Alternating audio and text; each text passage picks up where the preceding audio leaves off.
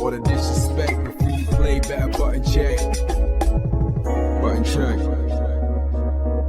What is up, Butt Check family? Welcome back to yet again a beautiful day of buttons that need to be checked. We just posted yesterday and now we are here back to back. Chapters down below, all that good stuff. We got some interesting things because we got FGC psychiatrists. I didn't know that we had some doctors, that we had some higher learning in the FGC as far as psychiatrists, and they're actually breaking down gameplay from two different perspectives. So this is interesting. This is super interesting. I'm gonna give my personal experience, so let's break that down. But first, we got a dope sponsor from an amazing chair. I've been sitting on this thing all week, for like a week and a half. So let's get that, because they have huge deals. Links down below. Then let's get some buttons. Let's go. All right, Butt Check fam, check it out. Something we all go through, whether you're working from home or gaming, we all look for comfort. We all need stability, something that makes us feel comfortable when you're running that long set. I was actually gifted a new chair. This is the Habata. This one right here, y'all, is the Habata E3 Pro ergonomic office chair. The link is down below because they have huge savings site-wide. So this one right here, I'm actually sitting on it right now, and I still got the tag on this bad boy. So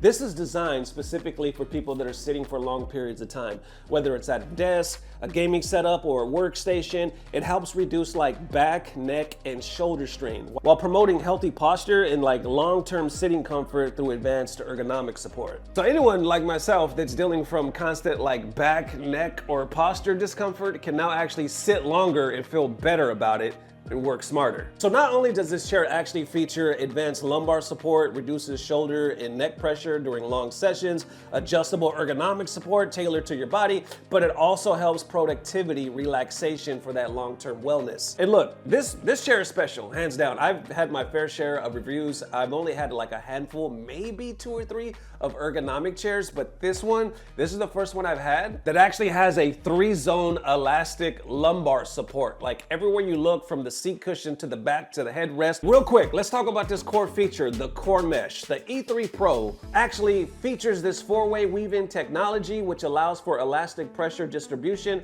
and has over 1,000 hours of UV resistance testing, which ultimately means that load bearing is increased by at least 83%. It also has a more even dispersion of pressure, and the elasticity decay has reduced by 56%, resulting in a greater durability. So this features a 3-zone elastic lumbar support, a 4D biaxial headrest, and a 720-degree omnifunctional armrest. That's right, a 720-degree omnifunctional armrest. It's the first one I've ever seen that has this many options and this many angles. Most armrests, I think the most I've seen is 360, and I thought that was amazing. This has 720 degrees. Not to mention the footstool. This one actually fully extends. So I'm not the tallest guy in the world, but I'm about 5'11". With this footstool, my knees are not bent. I actually am able to like recline all the way. This chair is literally designed how your body is meant to move. And it's not like just like each section has like 1 or 2 options. They have several options, which means it meets you wherever you are. So be sure to check out the Habata. It's on sale right now, link down below, but also site-wide, y'all. They got a lot of cool stuff. Big up to them for sponsoring this video and to you guys for making it possible. Now let's get back to checking some buttons. Let's go. All right, so listen, y'all didn't really think I was gonna get some therapy without laying on the sofa, did you not? know? I got that therapy couch right here, locked and loaded, baby. Y'all can do the same. So let's go ahead and run the clip of some FGC psychology. Run it. You're constantly picking low-tier characters. I would investigate why you're doing that and whether the low-tier character picking is more a matter of you're trying to defend your ego state against the reality that you might be afraid of losing.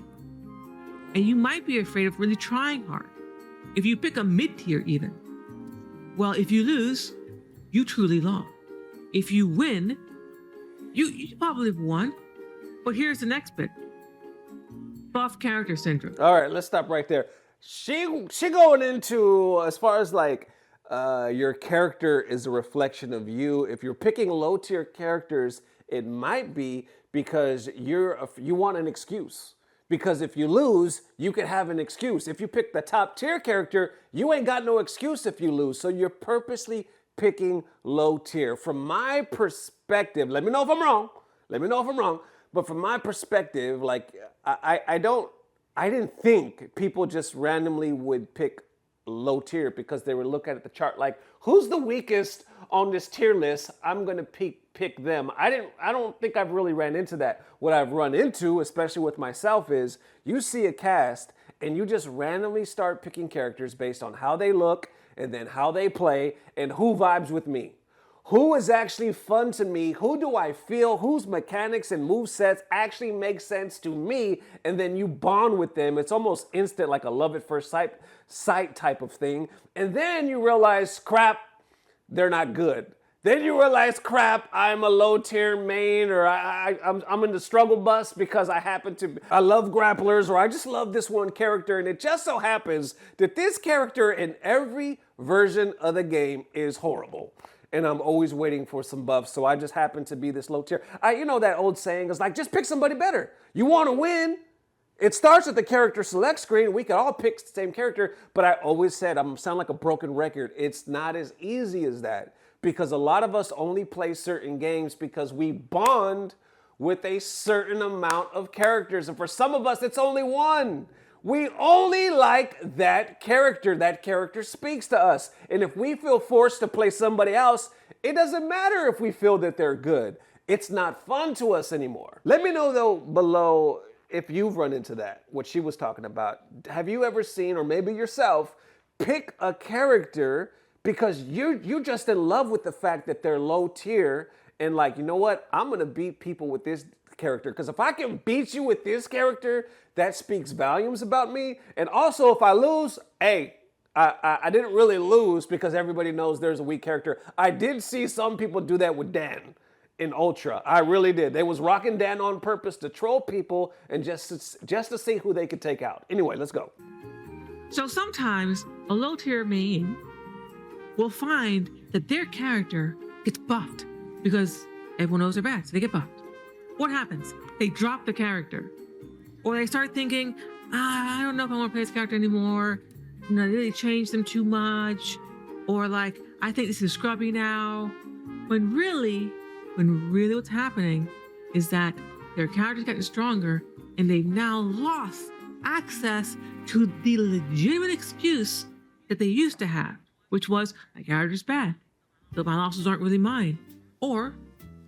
And my character's bad, so if I beat you, I'm really way better than you. All right, that was an interesting take. They're talking about your nerfed character or your low tier character that you're infatuated with for whatever reason. They get buffed, and then all of a sudden what happens? They drop them because now you lose your excuse or you think they're scrubby now. I don't think I've seen that either. Let me know. If I got a scrubby character, because to me, it always goes back to connection.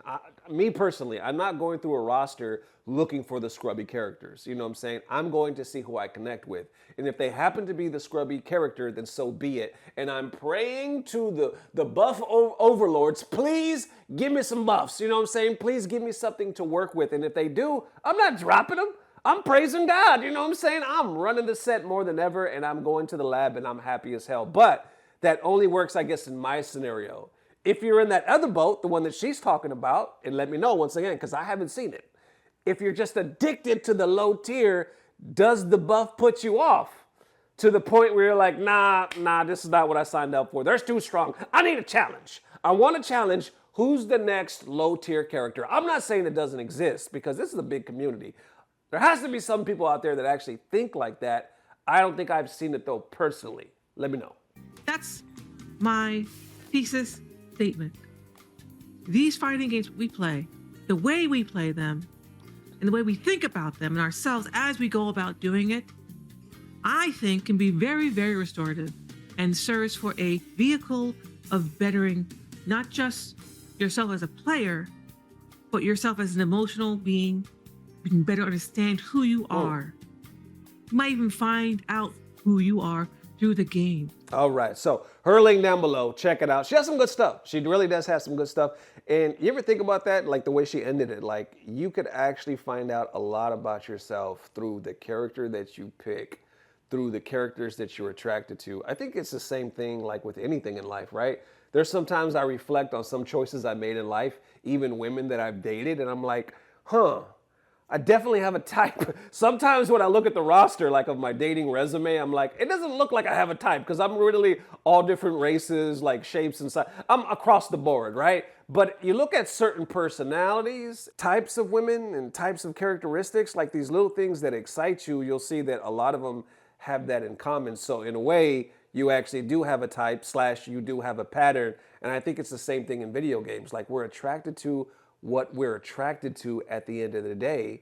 And if you think about it, I mean, it's really deep. You can learn a lot about yourself just from rocking these sets. Dopamine and serotonin. And we have to have a more sophisticated understanding of these neurotransmitters. So dopamine is a neurotransmitter that governs reward, pleasure, and behavioral reinforcement. The key thing about dopamine is it tends to be triggered by things that are external. So if I use a drug, for example, that is something that I'm ingesting. It comes from the outside and it triggers this dopamine release.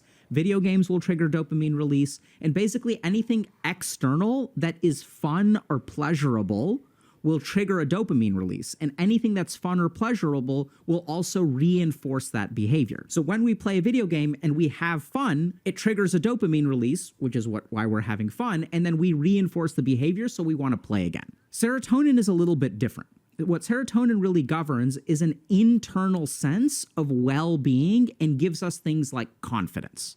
So if we look at gamers, we engage in activities that give us lots of dopamine, but don't actually give us much or any serotonin at all. And so that's what creates this sort of picture of like, okay, I'm capable of having fun, but I don't feel good. I don't like feel good in my own skin. I don't feel confident. I can't step away from the game.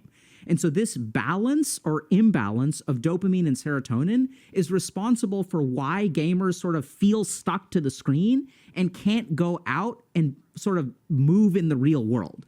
Because moving in the real world requires you to be confident about yourself. But if you're a gamer, chances are when you leave the safety of your computer or your console and these four walls, you're filled with uncertainty and a lack of confidence. Okay, interesting point, man. Now, I want to go on record real quick and say this guy is obviously very smart, very educated, and there's a lot of points, because this video is long, there's a lot of points that I actually agree with him.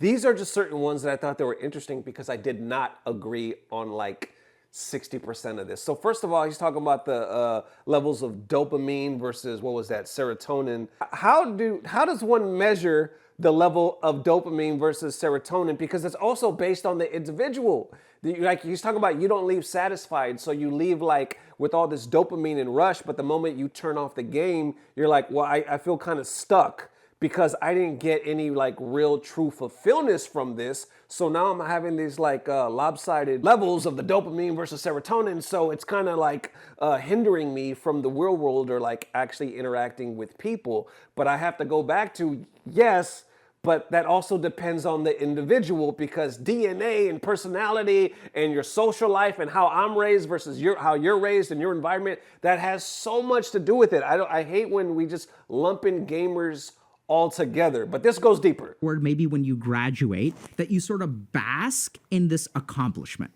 And basking in that accomplishment is what causes serotonin to increase. And so if we look at gamers, they don't get to do that, right? Because I still remember when I was like climbing the Warcraft 3 ladder and I made it to spot 83. It was the highest. I was number 83 on the ladder in the United States. And I can't bask in that accomplishment. Like I can't go to people and like, no one's going to have like a graduation party of congrats, Dr. K, you made it to the top 100 of the ladder. Like each of those games felt really good, but I don't actually feel good about myself afterward. So, what? So, like they feel really good, but you can't bask in the sun like a graduate does, because they actually have a ceremony for you. You might have a little after party, little birthday cake, you know what I'm saying? But you don't really get that for video games. So it's like we get this high, but we don't feel good about ourselves at the end of the day. I'm like, I think that's where the difference where community comes into play. You know what I'm saying? Like, this might have been true. I was going to say this might have been true when I was coming up in the arcade days, but no, I remember feeling a sense of pride, and, you know, usually birds of a feather flock together. So anytime I was accomplishing, beating somebody that was supposed to be the best in our city or even the best in our block, I felt like I accomplished something. I was so happy. It was almost like we used to run sets like, we used to run basketball games, football games, baseball games. We was always outside back in the day. And if you won in them streets, You were happy for the rest of the night or rest of the day, you know what I'm saying? It felt like you won. And there was like no ceremony. There was nobody like giving you a cake, but you felt like fulfilled in a way, at least for that time. It was like legit joy. Like there was a release. There was a sense of pride in being good at whatever video game back then. Now, I'm not saying everybody, I can never put everybody in a box, you know. And there's, to me, even more of a sense of pride today because the online community is so big, and not even just the FGC, but gamers, period. There is a community that will actually celebrate you. Now, there's also a community that'll roast you to death, but you know what I'm trying to say. All the rules of life are laid out in a video game, and what you should do from start to finish, someone is holding your hand. Real life does not work like that. So what I found when I work with gamers is they have a very particular deficit, which is that they cannot operationalize problems. What that means is that gamers can't take an abstract task, like become financially independent, and break it down into pieces. Why can't they do that? It's because games have been doing this crap for you for so long that literally the circuits in your brain that do this start to atrophy and wither. So if your brain doesn't use a particular functionality, it starts to wither. This is why we forget languages, we forget skills, we forget stories. Anything that we don't continually engage with and lose, just like any muscle in our body, we start to become deconditioned. And so what gamers really struggle with is like moving forward in life because they don't know how to take these like big things that you're supposed to be doing, like be happy. Well, how do you do that? I don't know how to do that. Be financially independent, be successful. Find a romantic relationship. And it's like, you're like, where's the quest marker for that? Like, I'm confused. Like, anytime I go to a party and I hang out with people, I don't see an exclamation point in someone that I'm attracted to that I can walk up and then I right click them. And then I'm like, okay, is my reputation high enough? Like, do I need to gift this thing to make them like me? And that's what fucking gamers do, right? They're like, how do I, like, what's the rules of this game where I can get this person to do, how do I succeed? How do I fulfill the quest objectives? And so what they end up doing is they think like, oh, like I procrastinate because they don't get started. But it's not like the reason they don't get started is because they procrastinate. It's because the reason they don't get started is because they don't know how to get started, because for a decade, there's been a computer that's telling you exactly what to do for like 6 hours a day. Cap. Cap. Listen, I think he's talking more so like the gamer, because there's different types, obviously, that's maybe addicted and has social anxiety and is just like gaming. And I read the comments. A lot of them like agree with him because they're like, I've been addicted. I'm like really going overboard with this thing, and this video helped me. So all power to them. Like I said, this is a long video. He makes good points and he makes good videos. I'm just picking on these particular points because they really stood out to me, because I was like, I don't agree, because ultimately some of this video is like, he's not pointing it out in categories. He's like, just gamers, period, right? It's like putting gamers in a bundle. And right here, he's like, that's what gamers do because they don't know how to figure stuff out. And he keeps saying gamers, gamers, gamers. It's like, I'm finding this a lot of problems with them is because they've had a program for 12 years telling them exactly what to do. So they go in life and they don't know how to figure it out because we no longer have a roadmap like we do in the game. So therefore, we're kind of lost. But again, I have a problem with it because I'm like, yo, I mean, once again, there's certain type of people, gamers, I should say, that are like, yo, this is my problem. So yeah, it does happen. I'm not saying that. But I'm saying when you generalize like that, like take it for me, it's like I grew up with video games. I grew up in the arcade. I grew up with a Nintendo, an Atari before that, right? And then a Super Nintendo, and then you get what I'm trying to say, Xbox, all that stuff. So there's always something there to grab my attention, movies, video games, girls, friends, like all this other stuff. But, you know, back in the day was different from now. You had to go outside because there was less technology. So on one hand, you could say, oh, that made us more social, but I want to call bullshit on that, because there were still people with social anxiety back in the day. There were still your people that were not at the cool table, or that didn't talk to anybody, that stayed in the house, or they thought different. Because DNA at the end of the day has a lot to do with it. It's not just, oh, the technology and the lights that happen to be right in front of my face. We're literally all wired different. Yes, we're like a product, like our neurons and all that stuff of our environment, but a lot has to do with our genetics It's just straight up DNA. Because at the end of the day, we have all kinds of stuff that holds our hands, right? Google's been around forever, answering questions and test answers and telling us directions and how to get where, all this stuff. Before that, it was our teachers. Before that, it was our parents, the library. I remember I used to go to the library for answers. Remember back in the day when you had to go to the library to actually get some answers? There's been all these things to make it easier for us, or at least try. All these things could do these things that he's claiming just video games do.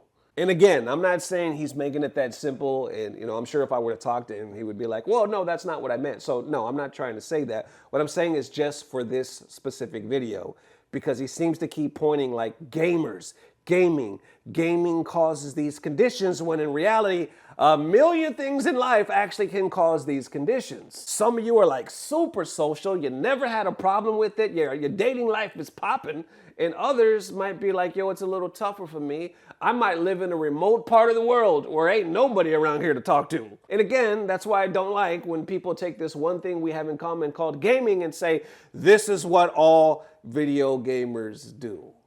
Now, if we're talking about people that are considered addicts of video games, especially like the younger kids that are getting into it, then yes, then I think you have a bigger case. But if we just generalize, then no, you're gonna lose me every time. That's just me. Like I said, once again, I think this guy is really intelligent. He makes great videos, makes great points. These are just the pieces that stuck out to me when I went down the tunnel today. How y'all feeling? Let me know. That it is, Butt Check family. Definitely let me know how you are feeling. Appreciate this one. Hey, this one was different. Was it not? This one, I was watching the video. It literally just popped up on my radar like yesterday, and I was intrigued. This led me down the wormhole of the whole psychology with gamers, and then FGC popped up on my radar. I was like, whoa, I didn't know we had like psychologists in the community. I thought that was really cool. So links down below for everybody. I really hope you enjoyed it. And like I said, not the normal daily news, but it was news to me. So I figured like, if it could help anybody out there, if anybody could relate, or if you guys just want to check out their channels, because they got some science, y'all. They got some mental science that they're really digging into. So links down below, man. Also big up to Habata for sponsoring the video. Gaming chair, not only this one, but site-wide sales right now, Memorial Day. Link down below, definitely check it out. My code is down below as well for extra savings. So big up to them for sponsoring the video, and to you guys for making this possible. So more than likely, I'll see you tomorrow. And as always, I don't know what it is, but somehow, some way, it's about to get better. Love y'all forever. Peace. Blah, blah, blah. Subscribe. You can!